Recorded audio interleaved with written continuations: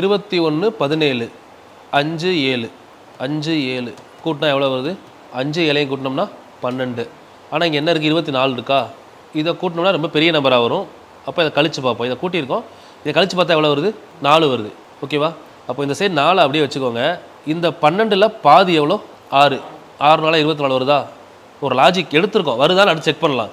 அதாவது இந்த சைடு ரெண்டையும் கூட்டிட்டோம், இந்த சைடில் ரெண்டையும் கழிச்சிட்டோம். சரிங்களா? இல்லை நீங்கள் இதில் பாதி எடுக்கலாம். இல்லை கூட்டினது கழிச்சதை மல்டிப்ளை பண்ணுங்கள். எவ்வளோ வருது? 48. அதில் பாதி எடுத்தாலும் எவ்வளோ தான் வருது? 24 வருதா? ஸோ அதே மாதிரி இது ரெண்டையும் கூட்டுங்க. 13ஐயும் 7ஐயும் கூட்டினா எவ்வளோ? 20. 25ல் 28ல் 25 கழிச்சா 3. 3 × 20 எவ்வளோ? 60. அப்போ அந்த 60ல் பாதி 30 சென்டரில் இருக்கா? அப்போ அதே மாதிரி இது ரெண்டையும் கழிச்சிங்கன்னா எவ்வளோ வருது? 6 கழிக்கும்போது. இது ரெண்டையும் கூட்டினீங்கன்னா எவ்வளோ வருது? 10. ஓகேவா? அப்போ 6 × 10 60. 60ல் பாதி ஆப்ஷன் சிமா 30 கரெக்ட். ஃபஸ்ட்டு ரெண்டுக்கு டிஃப்ரென்ஸ் பார்க்கணும். லெஃப்ட்டில் இருக்கிறதுக்கு ரைட்டில் இருக்கிறத ஆட் பண்ணணும், ரெண்டையும் மல்டிப்ளை பண்ணி பாதி ஆக்கணும். ஓகேவா? இங்கே மைனஸ்ஸு, இங்கே ப்ளஸ்ஸு, லாஸ்ட்டு ரெண்டையும் மல்டிப்ளை பண்ணிவிட்டு ஆன்சர் பாதி. 21ல் 17 கழிச்சா 4 இந்த சைடு, 5 7 கூட்டினா 12. 4 12 எவ்வளோ? 48. 48ல் பாதி 24 இருக்கா சென்டரில்?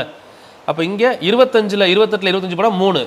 13 7 கூட்டினா 20. 3 × 20 60. 60ல் பாதி 30 சென்டரில் இருக்குது. அப்போ இங்கே 16ல் 10 கழிச்சா 6. 8 + 2 10. 6 10 60. 60ல் பாதி 30. Option C கரெக்டுமா?